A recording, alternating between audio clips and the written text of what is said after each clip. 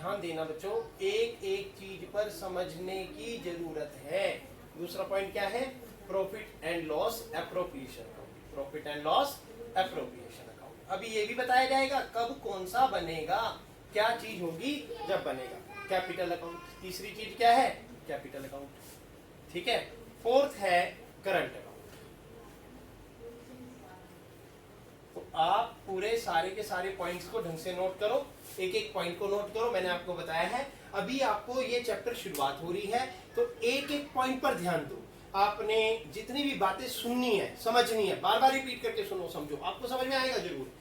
पहले बताया profit and loss account, दूसरा बताया profit and loss appropriation account, तीसरा बताया कैपिटल अकाउंट और चौथा बताया करंट अकाउंट। तो पहला पॉइंट क्या है? Profit and loss account. दूसरा पॉइंट क्या है? Profit and loss appropriation account. तीसरा पॉइंट क्या है? Capital account. और फोर्थ पॉइंट क्या है? Current account.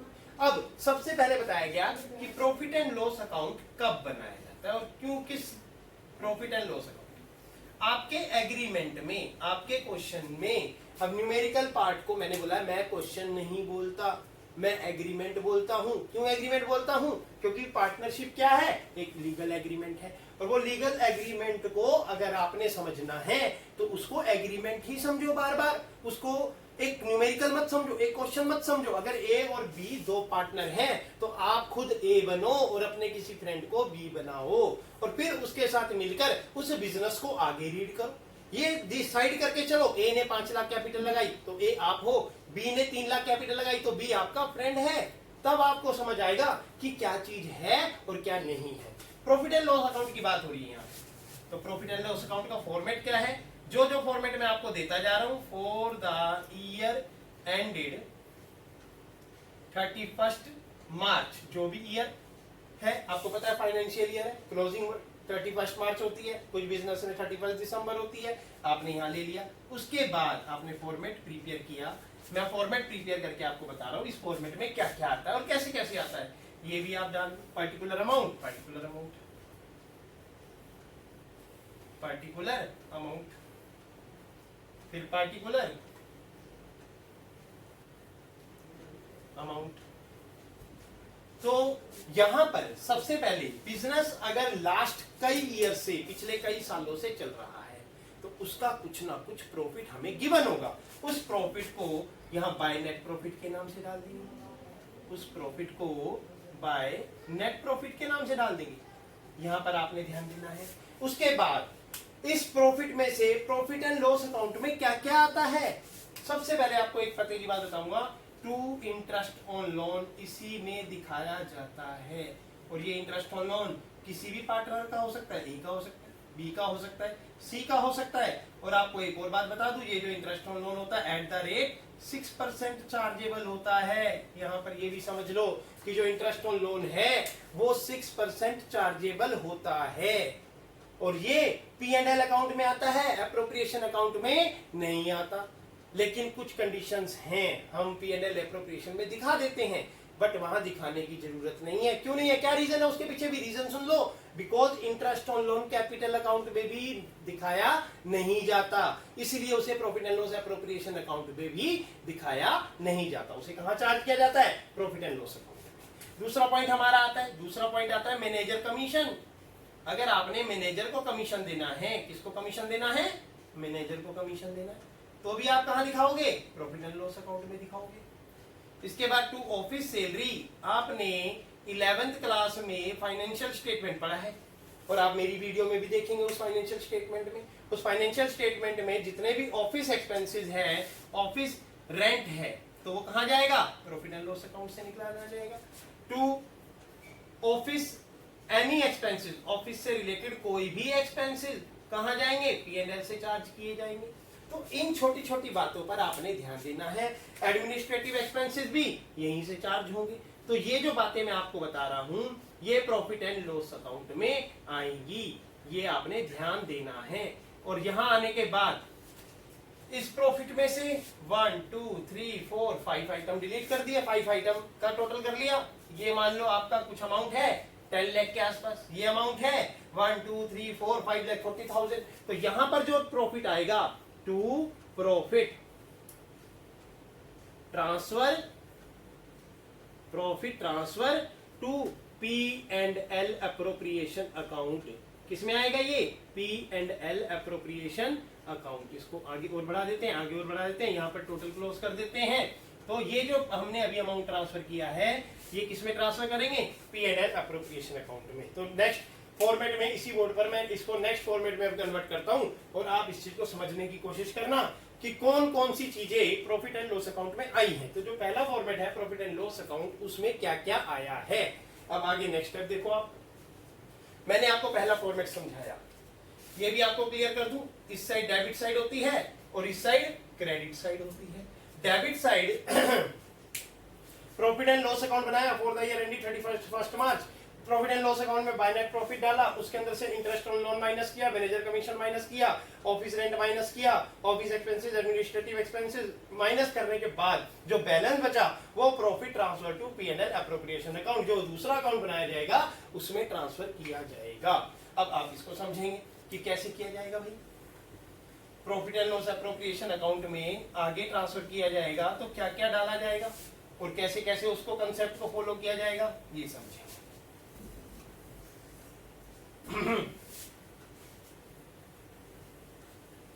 तो देखेंगे आगे। देखो बच्चों, profit and loss appropriation account में कैसे मेंटेन होता है, यहां पर बहुत ज्यादा ध्यान देने वाली बात है।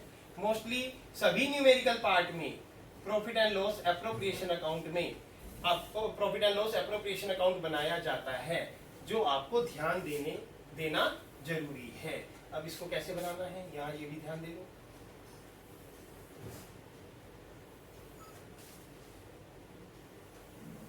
जो हमारा प्रॉफिट एंड लॉस अकाउंट में डेबिट में बैलेंस बचा था to profit transfer to P&L appropriation account, तो पार्टिकुलर अमाउंट, यहां भी particular amount by net profit. अगर यही P&L अप्रोप्रिएशन अकाउंट बना रहे हो आप और क्वेश्चन में आपके सामने नेट प्रॉफिट गिवन है, क्वेश्चन रिकॉर्ड एग्रीमेंट रिकॉर्ड आपने नोट किया और उस एग्रीमेंट में आपने पाया कि हाँ भाई प्रॉफिट लास्ट ईयर के गिवन है, तो यहाँ पे आ गया। या फिर प्रॉफिट एंड लॉस अकाउंट बनाया तो वहां पे जो नीचे बैलेंस बचा वो वहां पे ट्रांसफर हुआ, तो इसे उस ट्रांसफर अमाउंट को बाय नेट प्रॉफिट करके यहाँ लिखेंगे। अब यहाँ पर क्या क्या आएगा ध्यान देना। पार्टनर्स एग्रीमेंट में जैसा कि मैंने बताया ABC है और बिजनेस से ये IOC ले रहे हैं। क्या ले रहे हैं? IOC ले रहे हैं। तो वो IOC यहाँ आएगा to interest on capital, to interest on capital. और A का कितना है, B का कितना है, C का कितना है। A का IOC यहाँ दिखाएंगे, B का यहाँ दिखाएंगे, C का यहाँ दिखाएंगे, टोटल यहाँ दिखा देंगे। उसके बाद टू सैलरी, A की सैलरी, B की सैलरी, C की सैलरी। अगर ये सैलरी मंथली है तो 12 से मल्टीप्लाई, अगर ये सैलरी क्वार्टरली है तो 4 से मल्टीप्लाई, और अगर ये सैलरी सेमेस्टरली है तो 2 से मल्टीप्लाई। और अमाउंट कैलकुलेट करके निकालने के बाद यहाँ पे लिखने के बाद इसका टोटल करके अंदर दिखा देंगे। तीसरी चीज टू कमीशन, ये पार्टनर कमीशन में तीनों का हो सकता है। मैंने आपको पिछले स्टेप में बताया था कि A कमीशन कितना है, B कमीशन कितना है, C कमीशन कितना है। इस कमीशन के ऊपर भी एक कंसेप्ट है जो आगे आपको बताया जाएगा। मैनेजर कमीशन हो या पार्टनर कमीशन हो, इनमें कोई ना कोई कंसेप्ट आता है। अब वो कंसेप्ट क्या आता है? Before charging commission, after charging commission. Before charging commission और after charging commission 11th class में फाइनेंशियल अकाउंट विद एडजस्टमेंट में आपने सीखा होगा, बट नहीं सीखा तो आप मेरी वीडियो में जाके सीख सकते हैं, देख सकते हैं फाइनेंशियल स्टेटमेंट विद एडजस्टमेंट वाले चैप्टर में। तो टू कमीशन ABC निकालने कैसे, इसमें भी मैं सिखाऊंगा अगले कंसेप्ट में। अब फिलहाल इसको कंप्लीट करते हैं। बाय IOD मतलब कि इंटरेस्ट ऑन ड्रॉइंग। अब आपको ये भी बता दूं, ये क्रेडिट साइड क्यों है ये भी क्लियर कर लो भाई। ये डेबिट साइड है और ये क्रेडिट साइड है। कुछ चीजें डेबिट में आई, कुछ चीजें क्रेडिट में आई। डेबिट में क्यों आई? जब बिजनेस से पार्टनर कुछ ना कुछ रिसीव करेंगे, इंटरेस्ट ऑन कैपिटल रिसीव करेंगे तो वो डेबिट में आएगा, सैलरी रिसीव करेंगे तो वो डेबिट में आएगा, कमीशन रिसीव करेंगे तो वो डेबिट में आएगा। जब भी पार्टनर पर्सनल यूज के लिए पैसा बिजनेस से निकालेंगे तो उसके बदले में इंटरेस्ट ऑन ड्रॉइंग किसको देंगे? बिजनेस को देंगे। वो कहां पे आएगा? प्रॉफिट एंड लॉस एप्रोप्रिएशन के क्रेडिट में आएगा। एक चीज और ध्यान दे लो बच्चों, यहां पर फॉर द ईयर एंडेड, जो मैं भूल गया लिखना, शुरू में लिख देना चाहिए था, फॉर द ईयर एंडेड 31 मार्च 2020 या 21 वट एवर, जो भी क्लोजिंग ईयर है वो यहाँ पे जरूर आएगा। अगर आपने ये मिस किया तो हाफ मार्क्स से आपका लेस हो जाएगा, और आपने फॉर्मेट का नाम नहीं लिखा तो हाफ मार्क फिर आपका लेस हो जाएगा। इस तरीके से आपके हाफ मार्क्स एवरी मिस्टेक पर माइनस होंगे, और जब एवरी मिस्टेक पर आपके हाफ मार्क्स माइनस होंगे और आपकी 10 मिस्टेक इसमें निकल गई, क्योंकि 1 2 3 4 5 6 7 8 9 10, और अभी हम 3 आइटम और डालेंगे, ए बी सी, और ये आईओडी के अमाउंट डाल टोटल निकालने के बाद, यहाँ डालने के बाद इसको आगे डालेंगे। तो कोई कितने भी आइटम है, अगर एवरी मिस्टेक पर हाफ मार्क्स लेस हो रहा है और ये न्यूमेरिकल 4 मार्क्स का आ गया, तो समझ लो कि 4 मार्क्स पूरे के पूरे कट जाएंगे अगर एक मिस्टेक हो गई तो। इसलिए आपने कोई मिस्टेक नहीं करनी है, पूरा ध्यान से करना है। नेट प्रॉफिट और आईओडी को टोटल किया, इन तीनों को टोटल किया, डिफरेंस जो आया, मान लो डेबिट साइड है, अब आपको सिंपल सा लॉजिक बता दूं, credit greater than debit then profit, तो वो टू प्रॉफिट होगा, और ये प्रॉफिट कहां ट्रांस जाएगा? To profit transfer to partners capital account, transfer to partners capital account. ये प्रॉफिट कहां गया? यहां ये भी किसमें बटेगा? ए बी सी में बटेगा, ए बी सी, और तीनों में बांटने के बाद शो अमाउंट में करने के बाद टोटल कर देंगे। उसके बाद अगर मान लो यहां पर डेबिट ग्रेटर देन क्रेडिट हो गया, तो by loss transfer to partners capital account, transfer to partners capital account. तो आपने इस चीज पर भी ध्यान देना है, ए बी सी, और ए बी सी में इस लॉस को बांट दिया जाएगा, टोटल यहां दिखा दिया जाएगा, और क्लोज ये लेग अकाउंट की बराबर होनी चाहिए बोथ साइड से, डेबिट साइड से भी और क्रेडिट साइड से भी। अगर आपकी कोई भी मिस्टेक होती है तो आपका हाफ मार्क्स लेस हो जाएगा। किसी भी फॉर्मेट में कोई भी मिस्टेक है तो उसका हाफ मार्क्स लेस होगा। आपने पूरे ध्यान से क्वेश्चन को करना है। अभी इसके बाद तीसरा कंसेप्ट आप ध्यान देंगे। मैंने दो आपको केस बताए, पहली चीज बची, मेरा दूसरा पॉइंट था जो कि मेरे को बताना था कि पहले प्रॉफिट एंड लॉस अकाउंट बनाया जाता है। अब ये बात आपके एग्रीमेंट पे डिपेंड है। यहां पर एक पॉइंट और बता देता हूं मैं आपको क्लियर कट, आपके एग्रीमेंट पे डिपेंड है कि क्या चीज गिवन होगी और क्या बनाया जाएगा। बिकॉज एग्जाम में क्वेश्चन में नीचे लिखा होगा प्रिपेयर नेसेसरी लेजर्स, वो नहीं बताएगा कौन कौन से बनाने हैं। भाई आपको खुद ध्यान देना है, कौन से बनाने हैं, कैसे बनाने हैं, कैसे पता लगेगा, डिपेंड ऑन योर एग्रीमेंट। अगर आपका एग्रीमेंट कह रहा है कि भाई मैनेजर कमीशन है, इंटरेस्ट ऑन लोन है, ऑफिस एक्सपेंसेस है, ऑफिस रेंट है, तो आपने क्या बनाना है? प्रॉफिट एंड लॉस अकाउंट बनाना है। अब वो कह रहा है कि इंटरेस्ट ऑन कैपिटल है, सैलरी है, कमीशन है, प्रॉफिट डिस्ट्रीब्यूशन है, तो वो कैसे करना है? Profit and loss appropriation account बनाना है। ध्यान देने वाली बात है यहाँ पे, तो इसलिए मैं कह रहा हूँ मेरे हर एक पॉइंट पर नोट करना।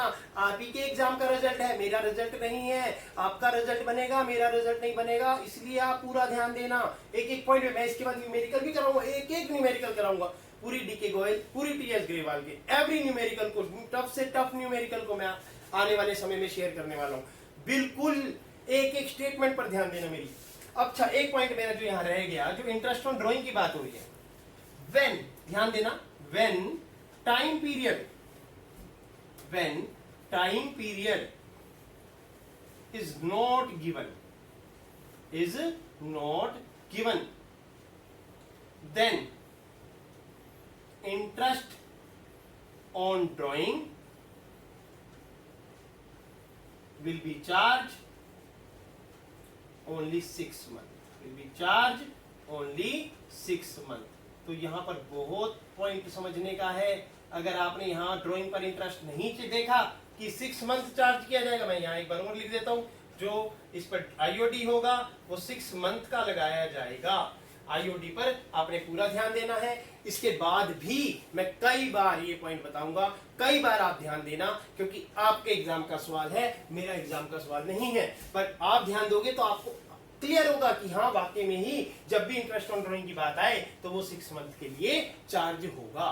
नेक्स्ट पॉइंट, थर्ड पॉइंट, जैसा कि आपको बताया अभी 2 अकाउंट और रह गए हैं। वो 2 अकाउंट क्या है? वो 2 अकाउंट हैं कैपिटल अकाउंट और करंट अकाउंट। अब कैपिटल अकाउंट और करंट अकाउंट की सिचुएशन को मैं क्लियर करता हूं पहले आपको, ठीक है? बहुत ध्यान देना, एक एक पॉइंट को समझना बहुत जरूरी है, ताकि क्योंकि ये क्लास अगर आपको समझ आ गई तो मैं गारंटी देता हूं कि आपको सभी न्यूमेरिकल इजीली समझ आने लगेंगे, आपको एवरी कंसेप्ट क्लियर होने लगेगा। बट मेरी और 2-3 न्यूमेरिकल की क्लास भी आप अटेंड करना, जिससे कि आपको ये समझ में आए कि हमें करना कैसे है। अब केस 1, मैं आपको केस 1 बता दूं। केस 1 क्या है? केस 1 है when capital are fixed, when capital are fixed। अब बताओ फिक्स्ड कैपिटल है तो क्या करें भाई? तो 2 कंडीशन है, ए और बी। जब कैपिटल फिक्स की बात आ जाए क्वेश्चन के अंदर, और ये फिक्स की बात कैसे आएगी ये भी सुन लो मेरे भाई, ध्यान से सुनो बच्चों। when capital are fixed, जब स्टेटमेंट होगी A B C are business in a partner, are partner in a business, sorry, ABC are partner in a business in this ratio 3:1 respectively. Their fixed capital rupees 3 lakh, 2 lakh, 1 lakh respectively. अब आप बताओ क्या बोल दिया उसने? their fixed capital, their fixed capital। अब fixed capital word लगा दिया उसने। अब वो कहीं नहीं देगा कि कैपिटल अकाउंट बनाओ और करंट अकाउंट बनाओ, कहीं भी ये बात नहीं लिखेगा कि कैपिटल अकाउंट बनाओ और करंट अकाउंट बनाओ, कहीं भी ये बात नहीं लिखेगा। तो इसलिए इस बात को ध्यान से समझ लो कि जब वो लिख देगा क्वेश्चन में देयर फिक्स्ड कैपिटल, ऐसे ही जब हम जर्नल एंट्री रिप्रेजेंट करेंगे तो वहां पर भी हमें करंट अकाउंट का यूज करना पड़ेगा, करंट अकाउंट वर्ड लगाना पड़ेगा। क्यों? क्योंकि उसने कैपिटल के आगे क्या लिख दिया? Fixed capital. तो अब यहां देख लेते हैं भैया फिक्स कैपिटल कैसे बनेंगे। कैपिटल अकाउंट, तो सबसे पहले हम कैपिटल अकाउंट बनाएंगे और इस कैपिटल अकाउंट के नीचे भी हम ये लिखेंगे for the year ended 31 March dot dot dot dot, financial year close हो गया। तो इसको ये समझ लेते हैं कि भाई ये कैसे रिप्रेजेंट होगा। पर्टिकुलर ए बी सी, फिर पर्टिकुलर ए बी और ये सी,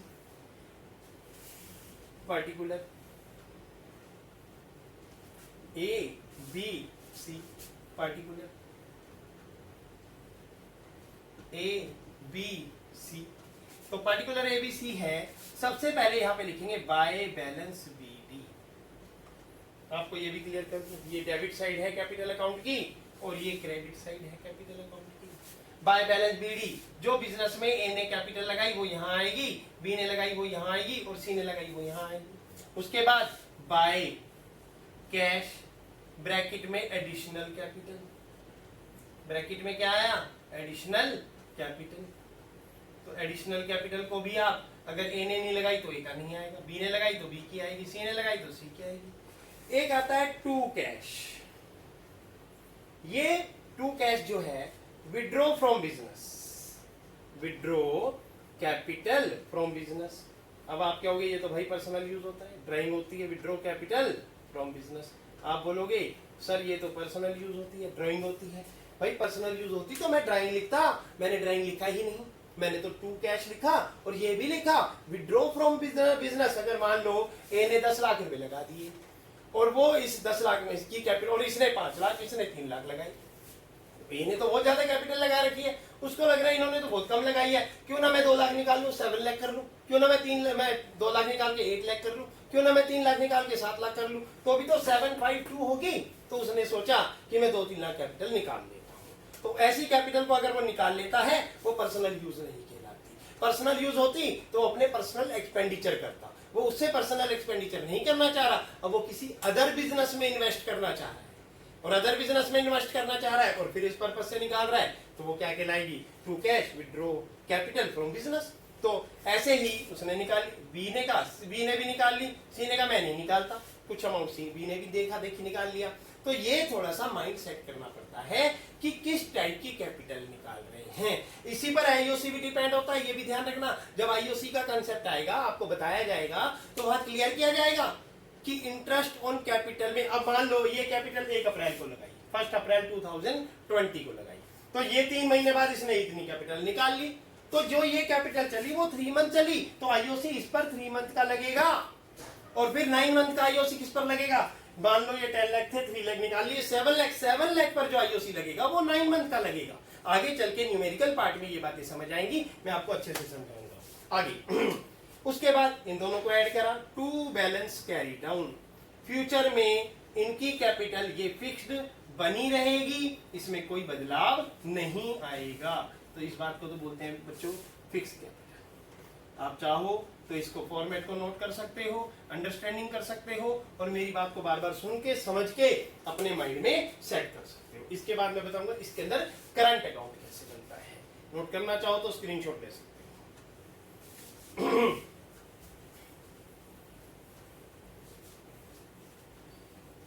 अब आपको बताया जाएगा इसी बिजनेस में, इसके बिजनेस के अंदर हम करंट अकाउंट को कैसे प्रिपेयर करते हैं। देखो करंट अकाउंट कैसे बनाया जाता है। Current account for the year ended 31 December 31 sorry for the year ended 31 मार्च 2020 या 21। तो इसको कैसे हम फॉलो करते हैं। Particular A B C, particular A B C, तो यहां पर पार्टिकुलर ए, अच्छा प्रॉपर मैनर में लिखा जाए तो ज्यादा बेटर है ना। कई बच्चे सोच में पड़ जाएंगे भाई पी अकेला क्या हो तो करेगा यहाँ पे, तो पूरा शब्द लिख देते हैं। Particular A partner B partner C partner, particular A partner B partner C partner. तो by balance B D, by balance B D. आपको ये बता दूं कि करंट अकाउंट में डेबिट बैलेंस भी हो सकता है और क्रेडिट बैलेंस भी हो सकता है। ए का डेबिट बैलेंस, बी का डेबिट बैलेंस और सी का क्रेडिट भी हो सकता है, या फिर तीनों का बीडी भी क्रेडिट और डेबिट दोनों में से कोई एक हो सकता है।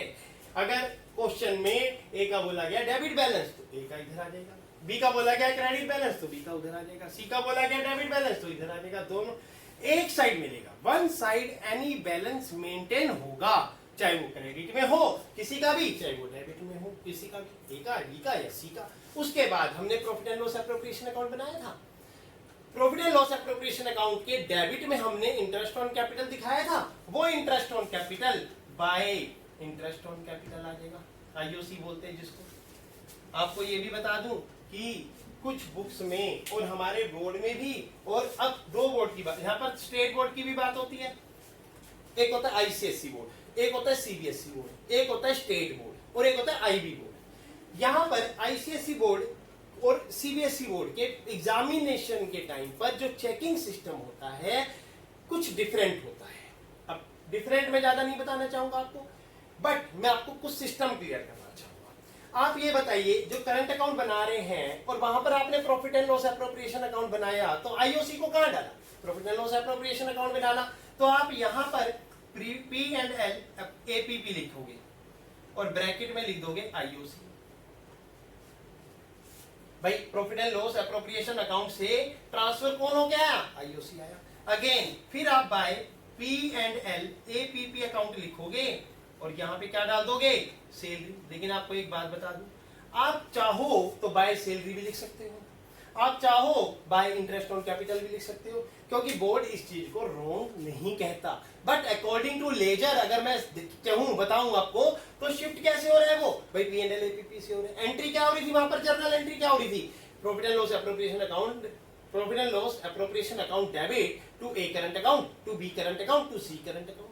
तो यहां पर क्या आना चाहिए, और नीचे नरेशन में दे रहे हैं हम आईओसी जनरेटेड, तो यहां पर by P and L appropriation account लिखकर आईओसी लिख रहे हैं। आप चाहो तो बाय आईओसी भी लिख सकते हो। आप चाहो तो बाय सैलरी भी लिख सकते हो, क्योंकि बुक्स के अकॉर्डिंग भी आप काम कर सकते हो, बुक्स में बताया गया है। तो यहाँ पर ए की सैलरी कितनी, बी की कितनी, सी की कितनी डाल सकते हो। Similarly by P and L appropriation account bracket में कमीशन लिख सकते हो। तो मैं आपको दोनों बातों से अंडरस्टैंड करा रहा हूं कि भाई वो आया कहां से, वो अकाउंट का नाम भी डाल के आप ब्रैकेट में लिख सकते हो। और वो अगर उस चीज को ही रिप्रेजेंट करना चाहते हो तो बाय सैलरी भी रिप्रेजेंट कर सकते हो, बाय इंटरेस्ट ऑन कैपिटल भी रिप्रेजेंट कर सकते हो, बाय कमीशन भी रिप्रेजेंट कर सकते हो। अगला पॉइंट बाय प्रॉफिट। प्रॉफिट भी पीएनएल एप्रोप्रिएशन से आया है। आप चाहो तो प्रॉफिट अकाउंट लिख के पीएनएल एप्रोप्रिएशन अकाउंट लिख सकते हो। तो ये आपके अपने ऊपर डिपेंड है। तो इसमें कोई प्रॉब्लम नहीं है, किसी प्रकार की कोई दिक्कत नहीं है, कहीं आपके मार्क्स नहीं कटने वाले। आपने अगर बाय सैलरी भी लिख दिया तो भी मार्क्स नहीं कटेंगे, बाय पीएनएल एप्रोप्रिएशन अकाउंट लिखा ब्रैकेट में सैलरी लिखा तो भी मार्क्स नहीं कटेंगे। दोनों कंडीशन में आपके मार्क्स नहीं कटेंगे। लेकिन मैं आपको मेरा बताना जरूरी है, क्योंकि यहाँ पर आईसीएसई बोर्ड का सिस्टम भी है, सीबीएसई बोर्ड का सिस्टम भी है और स्टेट बोर्ड का सिस्टम भी है, और आईबी बोर्ड तो है स्पेशलाइजेशन। नाउ देन तो टू ड्राइंग, जो पर्सनल यूज के लिए अगर पैसा निकाला है किसी पार्टनर में ने, तो उसे टू ड्राइंग कहते हैं। ए ने निकाला तो ए के नीचे, बी ने निकाला बी के नीचे, सी ने निकाला सी के नीचे। Similarly to P and L appropriation account से एक चीज और आती है, क्योंकि उसके क्रेडिट में आईओडी बैठा है तो वो आईओडी यहां आ जाता है, उसे बाय आईओडी भी, टू आईओडी भी कह सकते हो आप, और टू पीएनएल एप्रोप्रिएशन अकाउंट भी कह सकते हो। ब्रैकेट में आईओडी रिप्रेजेंट करना जरूरी है। अब ये ऐड करा ए का टोटल, ये तीनों ऐड करा, 1 2 3 4 5 5 ऐड करें 5 लाख, 1 2 3 3 लाख करें 3 लाख, तो टू बैलेंस कैरी डाउन, तो यहां बैलेंस आया वो 2 लाख। सिमिलरली ये ऐड करा, ये लेस करा, ये बैलेंस बी का आया, ये ऐड करा। अब इस बात की अंडरस्टैंडिंग भी कर लो भाई, सभी बच्चे ध्यान देंगे कि ये जो करंट अकाउंट है हमारे इस बिजनेस में पार्टनर्स का, वो क्या रिप्रेजेंट कर रहा है, वो ये रिप्रेजेंट कर रहा है कि ए का इस बिजनेस में कितना पैसा पड़ा है। भाई 1 2 3 4 5 ये पैसा ए का है।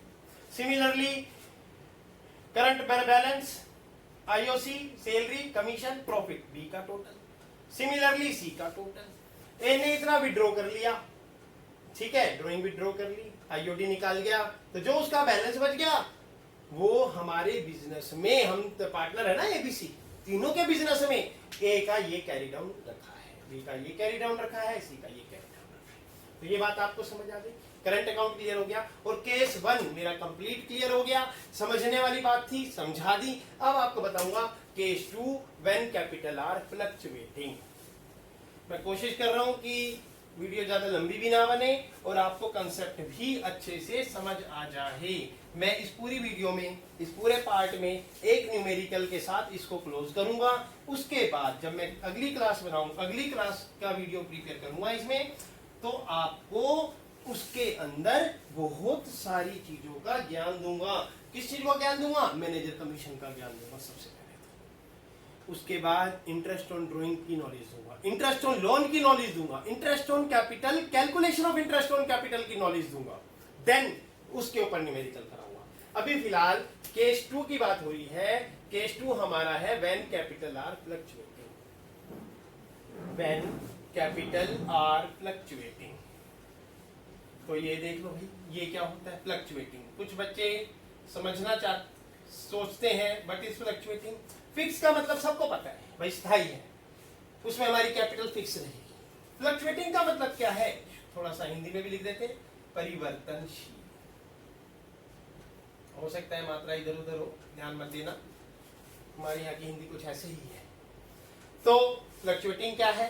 फ्लक्चुएटिंग के अंदर ओनली कैपिटल अकाउंट बनाया जाता है। क्या बनाया जाता है? कैपिटल अकाउंट बनाया जाता है, जैसा कि सभी बच्चों ने सीखा है, आपने भी सीखा है और हम कितने सालों से सिखाते आ रहे हैं। Capital account for the year ended, for the year ended 31 मार्च ... अगर आप अच्छे से ध्यान दोगे तो आपको बहुत अच्छे से समझ आएगा, एक एक पॉइंट क्लियर होगा। अब इस कैपिटल अकाउंट को भी देख लो, particular A B C, particular A B और यहाँ पे सी। तो यहां पे लिख देते हैं particular A B C, particular A B C. इस बिजनेस में ए बी सी ने कितनी कैपिटल लगाई, इस बात को बोलेंगे बाय बैलेंस बी डी। क्या बोलेंगे? By balance B D. आपको ये क्लियर होना चाहिए। ये वो क्रेडिट साइड है, ये डेबिट साइड है। राइट हैंड साइड में क्रेडिट है और लेफ्ट हैंड साइड में डेबिट है। Particular A B C, particular A B C by balance B D. A ने कैपिटल कितनी लगाई, बी ने कितनी लगाई, भाई सी ने कितनी लगाई। क्लियर हो गया? उसके ऊपर आईओसी कितना दिया, बाय इंटरेस्ट ऑन कैपिटल। इस बार मैं आपको इंटरेस्ट ऑन कैपिटल ही बता रहा हूं। क्यों बता रहा हूं? थोड़ा सा चेंज हो जाएगा, आपको पता लग जाएगा कि हाँ हम किसी भी तरीके से लिख सकते हैं। मैंने कहा आप बाय पीएनएल अप्रोप्रिएशन अकाउंट लिख के ब्रैकेट में आईओसी लिख सकते हो, क्योंकि वो किस लेजर से आया, पीएनएल अप्रोप्रिएशन अकाउंट के लेजर से आया, इसलिए आप ये दिखा सकते हो। दूसरा पॉइंट बताता हूँ, बाय सैलरी। अब हम सैलरी लिख रहे हैं, मान लो मैंने सैलरी लिख दी, पर क्या आपको ये सैलरी का पॉइंट जच रहा है कि यहाँ पर सैलरी लिखनी चाहिए? कायदे से नहीं लिखनी चाहिए। क्या लिखना चाहिए? P&L एप्रोप्रिएशन अकाउंट लिखना चाहिए और ब्रैकेट में सैलरी दिखानी चाहिए। कायदा ये कहता है। क्यों? क्योंकि किस लेजर से आ रहा है भाई? Profit and loss appropriation account के लेजर से आ रही है सैलरी। तो by profit and loss appropriation account लिखो, ब्रैकेट में सैलरी लिखो। बट आप बच्चे हो, 12th स्टैंडर्ड में पढ़ रहे हो, बोर्ड इस चीज की छूट देता है, तो आपके मार्किंग स्कीम में नंबर नहीं कटते। ठीक है? बाय कमीशन ये टीचर्स को अलाउड नहीं होता। अगर बच्चे ने बाय कमीशन लिख दिया तो कोई इशू नहीं है, टीचर इसको भी ठीक करेगा। और किसी बच्चे ने बाय पीएनएल एप्रोप्रिएशन अकाउंट लिखकर ब्रैकेट में कमीशन लिख दिया तो भी कोई इशू नहीं है, एग्जामिनर इसको भी राइट करेगा। चौथी चीज, बाय प्रॉफिट। बाय प्रॉफिट आएगा, वो प्रॉफिट भी इधर आएगा। उसके बाद टू ड्रॉइंग। अच्छा, अभी पिछले करंट अकाउंट के कंसेप्ट में मैंने एक बात मिस की है, वो भी मैं आपको यहां बता देता हूं, और फिर वहां भी वही चीज फॉलो होगी, तो समझ लेना। इंटरेस्ट ऑन ड्रॉइंग भी आएगा। अब क्या मिस किया है ये मुझे यहाँ बना करते करते याद आ गया, तो वो भी मैं आपसे शेयर कर लेता हूँ। कभी कभी ऐसा होता है, एक ही ये कैपिटल ऐड करी, ये ज्यादा है ये कम है, तो हमें क्लियर है भाई टू बैलेंस कैरी। पर ऐसा नहीं है ना कि हमेशा यहां पे ज्यादा हो, यहां भी तो ज्यादा हो सकती है। तो इस बात को हम बोल देते हैं बाय बैलेंस कैरी डाउन। तो जरूरी नहीं है कि कैरी डाउन डेबिट साइड में ही बचे, बी का इधर आ सकता है, सी का इधर आ सकता है।